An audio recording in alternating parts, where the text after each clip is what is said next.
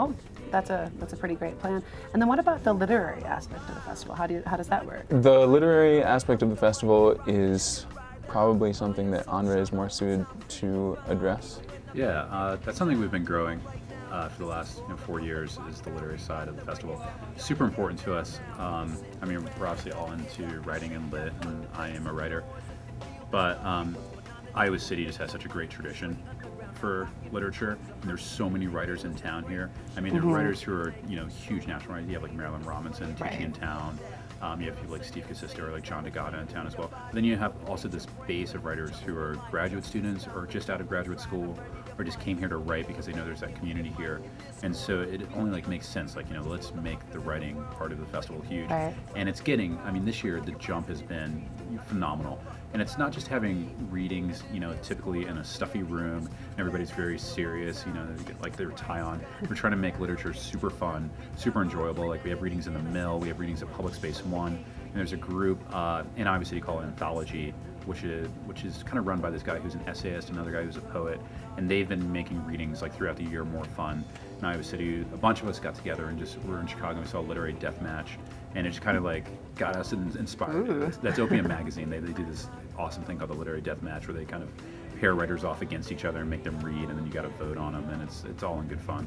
But it just kind of reminded us, like, this is an art form, and you take it seriously, but you don't have to be so serious about it all the time. Right. You need to have fun. So we're trying to bring that into the festival too. Bring it off the page, bring it more into performance. Yes. and- Yeah. Cool. Don't read off the page, but have fun. Right. With it. So to that effect, we're doing readings in several venues. We've got some really big name authors, like Edmund White is going to come in from the East Coast. Charlie D'Ambrosio is here, is going to read. Steve Casisto is going to read. The poets from Forklift Anthology are going to be here. So, and we're going to pair them with a bunch of local people. So it's going to be a super fun time, and we're like super excited that it's gotten bigger. I think it's like in a certain way, like as big as like what's happening musically. Right. At the festival now. And it's coinciding with Iowa City becoming one of the first 2 cities of literature too, so that's pretty cool. Yeah. Yeah, very cool. So this festival just doesn't come out of thin air. You guys work very hard to make it happen, but the community has really stepped up their support. Absolutely. Especially this year, we've really been trying not only to grow a bigger and more interesting festival, but also grow our roots like a little deeper into the community. So we've got support from the city of Iowa City, which is great. We've been working with New Belgium Brewing Company, who's going to support us. Catherine's is going to support us, the clothing store. Nemesis Tattoo. I'm probably going to forget some people, actually. There's like a list of people I'd like to thank. CorridorBuzz.com, and of course the Summer for the Arts is actually funding or helping us with a lot of the literary program that Andre's talking about. For the last, this is the 4th year of the festival, but for the last 3 years we've kind of prided ourselves on a kind of like, DIY ethic, and it's just a couple of guys who can, make this happen, which is exciting and it's fun. But, our commitment to Iowa City is really strong, so getting these people involved, it feels really good to us to kind of make it feel stable and sustainable. And it's with community support that things like that happen.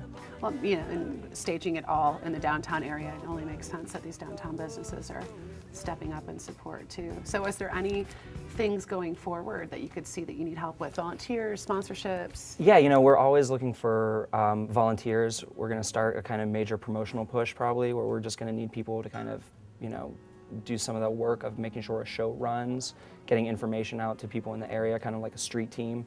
Always people that we need. There's a lot of things that come along with booking a band, and one of those is just hospitality.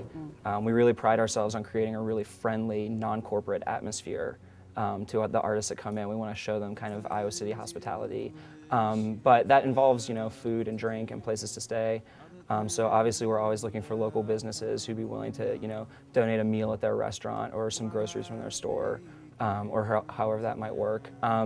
And printing and like kind of incidental costs like that too are also kind of good to take care of. We have a lot of material that we just generate that we need to make this thing be successful. So if people can help out in that regard too, we're always looking for more printing stuff because we make a lot of stuff. Well, we'll be sure to put all that sort of stuff up on the screen so that people know how to get in touch with Mission Creek Festival in case they have anything to offer, any volunteer help to help the festival That would be great. keep going. So the big final question here is, how do people go to this festival? Do they buy individual tickets at the venue? How does it work? Kind of depends what you want to do. You know, it's a very open process. So some people like who are super involved can get this festival pass that we have that gives you all access, like entire access to the to the whole festival, and it's just like a little wristband, and you can buy it through our website, and we might have some places in town where you can buy it to be to be determined on that. But anyway, so you can have a festival badge pass, or you can also have just get tickets to individual shows if you want to do that.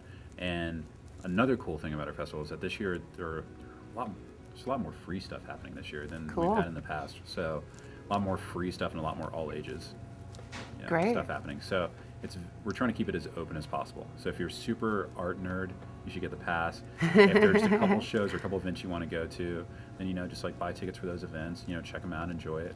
Whatever works for you. And is the festival pass called the Art Nerd Pass? Is that the official, that's the official Mission Creek name for it? No, that's just the street name. For it. Straight in. Well, hey, we're gonna put up all of the information on the screen here for where to see the shows, when to see the shows, how to get everything that you need to get to the Mission Creek Festival. So you guys, thank you so much for coming today. Thanks so much. And I know the city of Iowa City is really excited about this event as an entity, but the people of Iowa City, it's always great to have another cultural event happening here. So thank you so much for being the brains behind the festival. The brains and the girth behind the festival, brawn. and the muscle. Yeah. Yeah. So thanks a lot, guys. Thank you. Thanks. Are the things you wish you left to do? Are the things you left undone? 'Cause my life begins and ends with you, and I have just begun. 45 with every skip in time.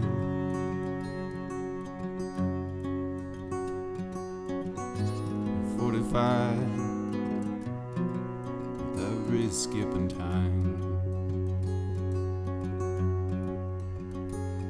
Words ring around we used to do, till the lights of closing time. Community voice. I you a city is whoop. I you a city is bop. I you a city is rap bop. I you a city is na.